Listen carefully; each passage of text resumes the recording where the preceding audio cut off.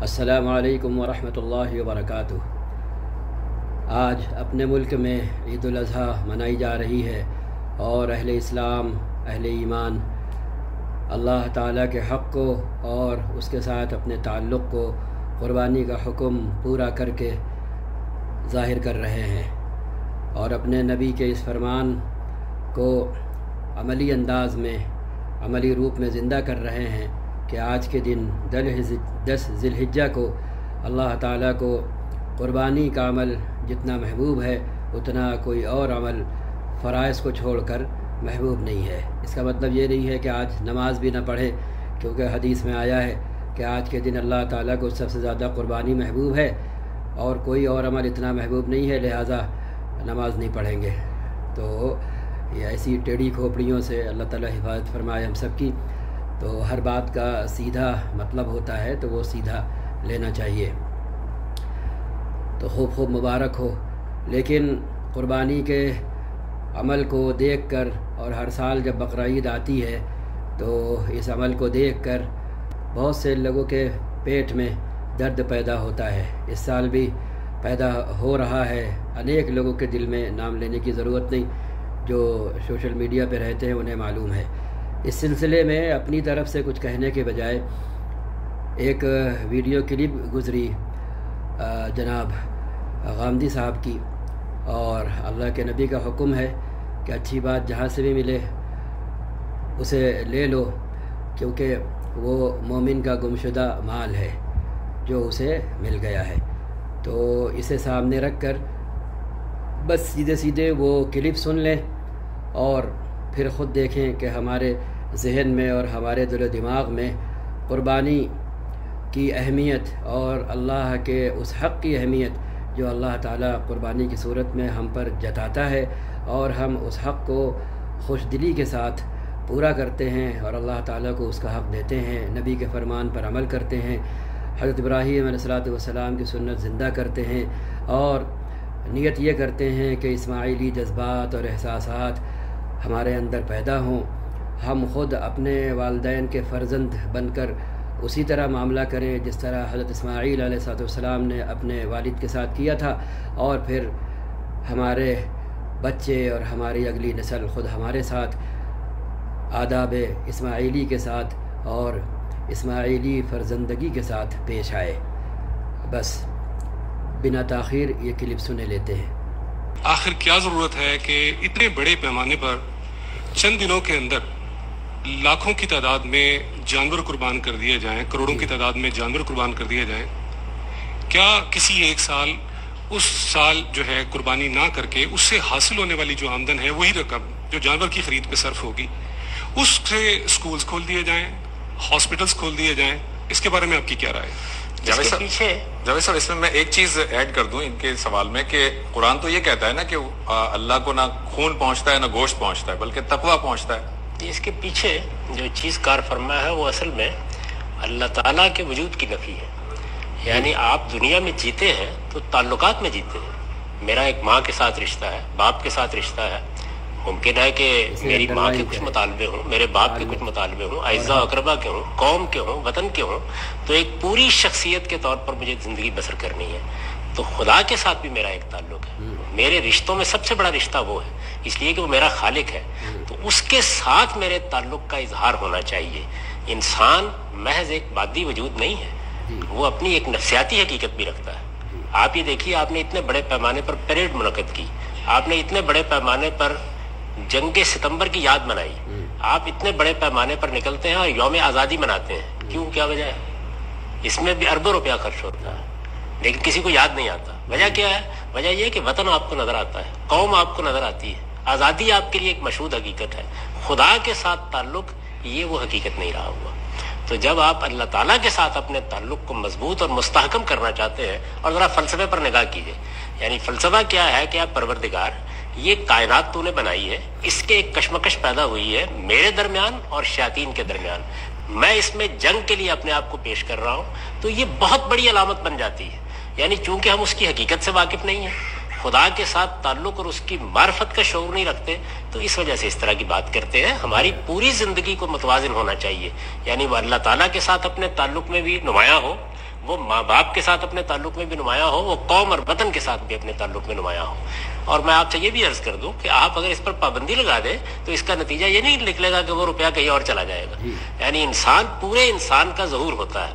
میں ماں کے لیے کچھ کرتا ہوں، بیوی کے لیے کچھ کرتا ہوں، باپ کے لیے کچھ کرتا ہوں، وہاں آپ یہ سوال نہیں اٹھاتے۔ میں ملک اور قوم کے لیے بہت کچھ کرتا ہوں، وہاں بھی آپ یہ سوال نہیں اٹھاتے۔ بہت جشن منائے جاتے ہیں، بہت بڑے پیمانے کے اوپر تقریبات ہوتی ہیں، آپ کہتے ہیں اس سے جذبہ پیدا ہو رہا ہے، اس سے قوم کے ساتھ محبت عروج کو پہنچ رہی ہے۔ یہاں کچھ نہیں پیدا ہو رہا، یا خدا کے ساتھ ایک تعلق ہے، اس کا اظہار ہو رہا ہے۔ اس تعلق کی ایک علامت ہے جو آپ نے گویا اپنی جان کے فدیے کے طور پر ادا کر دی ہے۔ تو اس لیے میری گزارش یہ ہے کہ ان لوگوں کو یہ سمجھانے کی کوشش کرنی چاہیے کہ آپ قربانی پر گفتگو کرنے سے پہلے خدا کو سمجھیں اور خدا کے ساتھ اپنے تعلق کو سمجھیں، اور پھر اس کو اپنی زندگی میں وہ جگہ دیں جو دینی چاہیے، یعنی سب سے بڑی جگہ اس کی ہونی چاہیے۔ تو پھر آپ کو یہ چیز نظر نہیں آئے گی۔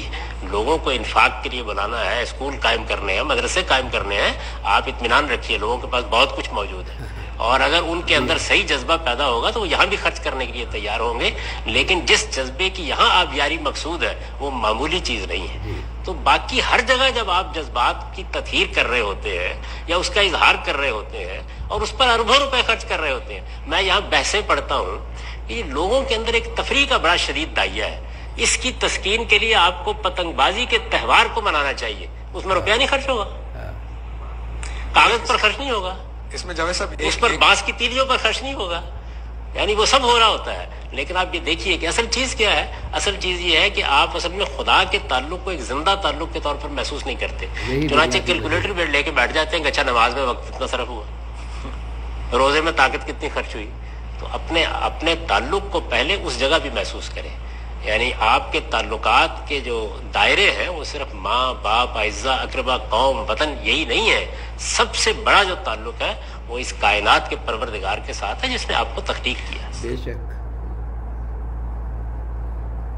یہ تھی وہ کلپ جو ہم نے چاہا جس تک پہنچ سکے پہنچ جائے، اور پھر ہر وہ بندہ اس تعلق کو اور اس حق کو محسوس کرے جو اللہ کا ہے ہم پر اور جو ہمیں اپنے خالق سے تعلق ہے۔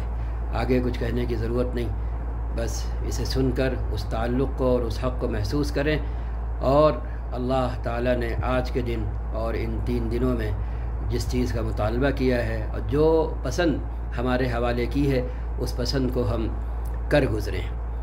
ہمیں جب کسی سے تعلق ہوتا ہے، لگاؤ ہوتا ہے، تو ہم اس کی چاہت پوری کرنا چاہتے ہیں۔ ہم بار بار پوچھتے ہیں نہیں تم بتاؤ تمہیں کیا چاہیے ہے، تمہاری کیا چاہت ہے، تمہیں کیا پسند ہے، اللہ ہم سے کہہ رہا ہے، لیکن ہم چونکہ اس کے حق کو پہچانتے نہیں، رسمی ہمارا تعلق ہوتا ہے، اس لیے ہم ان لوگوں کے بہکاوے میں آ جاتے ہیں جن کا سرے سے اپنے خالق سے تعلق ہی نہیں ہے، پہچان ہی نہیں ہے، کوئی ان لوگوں کو اس سے کوئی لینا دینا ہی نہیں ہے۔ وہ سمجھتے ہیں بس آٹومیٹیکلی اپنے آپ وہ پیدا ہو گئے ہیں اور ایک وقت آنے پر ختم ہو جائیں گے، جسے قرآن نے نقل کیا ہے۔ بس اس کے بعد نہ کوئی پوچھنے والا ہے، نہ کوئی کہنے سننے والا ہوگا، نہ کوئی حساب کتاب کرنے والا ہوگا، یہ بات ہے۔ لہٰذا اس کلپ کو سن کر اپنے اندر وہ مضبوطی اور تعلق محسوس کریں، نہیں بلکہ آپ کو محسوس ہوگا، آپ کو اللہ کا حق محسوس ہوگا، آپ کو اللہ سے اپنا تعلق محسوس ہوگا، اللہ کا ہم سے جو تعلق ہے وہ محسوس ہوگا، نبی کے فرمان کی اہمیت ہمیں محسوس ہوگی، اور پھر ہمیں یہ بھی محسوس ہوگا کہ اللہ تعالیٰ حضرت ابراہیم علیہ السلام اور حضرت اسماعیل علیہ السلام کی یہ نقل ہم سے کیوں کرانا چاہتے ہیں۔ بس اللہ تعالیٰ ہمیں خود سمجھنے کی، اس کے بعد دوسروں کو سمجھانے کی توفیق دے، بجائے الجھنے کے، لڑنے اور جھگڑنے کے، کیونکہ حقیقت یہی ہے اول آخر ہم نے اپنی ذمہ داری ادا نہیں کی ہے۔ ہم نے لوگوں کے گھر جا کر جیسے تبلیغ کا کام کیا، اپنی قوم کے اندر اسی طرح دین کا کام نہیں کیا ہے عام انسانوں کے درمیان، چاہے وہ ہمیں مارتے، چاہے وہ ہمیں کاٹتے، چاہے وہ ہمیں پیٹتے، چاہے وہ ہمیں دھتکارتے، وہ کچھ کرتے، لیکن ہمیں انہیں سمجھانا تھا، ہمیں انہیں بتانا تھا تم آزاد نہیں ہو، تمہارا ایک پیدا کرنے والا ہے، تم اپنی زندگی گزارنے میں بھی بنا مینول کے آزاد نہیں ہو، کیونکہ خود دیکھتے ہو روزانہ کہ ایک معمولی سی الیکٹرانک چیز تم مینول کے بنا استعمال نہیں کر سکتے، ہر چیز محتاج ہو، اور پہلے مینول پڑھتے ہو پھر اسے استعمال کرتے ہو، تو یہ خود جو ہماری اپنی ڈیوائس ہے یہ بنا مینول کے کیسے استعمال ہو سکتی ہے صحیح. لہٰذا جس نے ہمیں پیدا کیا اسی نے ہمارا مینول بھی اتارا اپنے بندوں کو دے کر، جنہیں انبیاء کہتے ہیں، رسول کہتے ہیں، اور جو پیغام اس نے بھیجا، جو مینول بھیجا، اسے اللہ کا کلام کہتے ہیں. اب آخری مینول قرآن کی صورت میں اور کلام رسول اللہ کی صورت میں ہمارے سامنے موجود ہے. ہم مانیں اور چاہے نہ مانیں، ہاں یہ دونوں چیزیں موجود ہیں.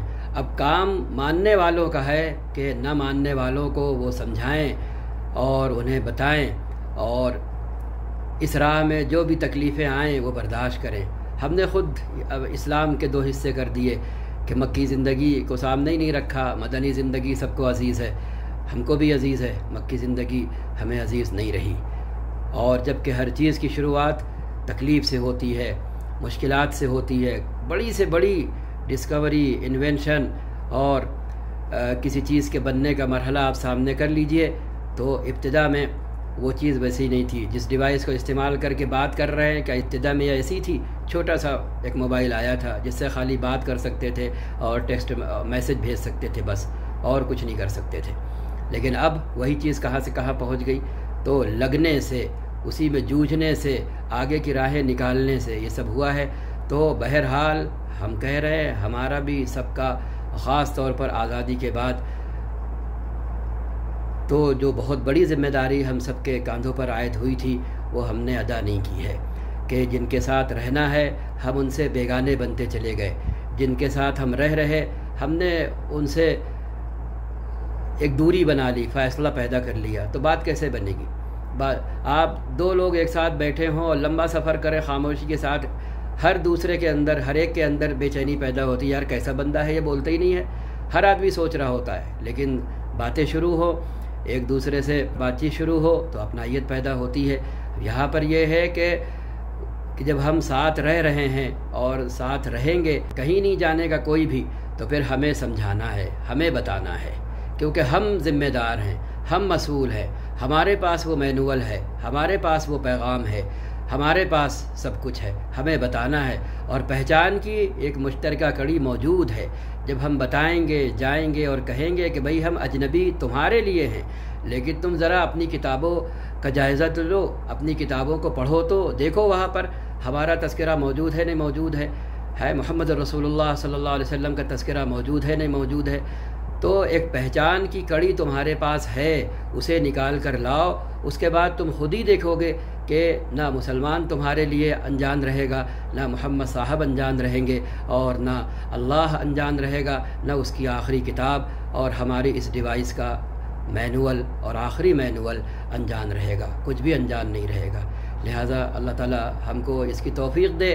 اور ہم رہ رہے ہیں، ہم رہیں گے جیسے بھی. تو ایک صورت رہنے کی ہے کہ دب کر، کچل کر، مار کھا کر، اپنے آپ کو بالکل دیوار سے لگا کر، اور ایک شکل یہ ہے کہ سینہ تان کر، سامنے آ کر، اور جس کا پیغام ہے اسے پہنچا کر زندہ رہے تو غازی، اور اللہ نے ہمیں واپس بلا لیا تو شہید. یہ دونوں مرتبے ہمارے لیے طے ہیں. اللہ تعالی ہم کو، آپ کو، سب کو کرنے کی توفیق دے. السلام علیکم ورحمۃ اللہ وبرکاتہ.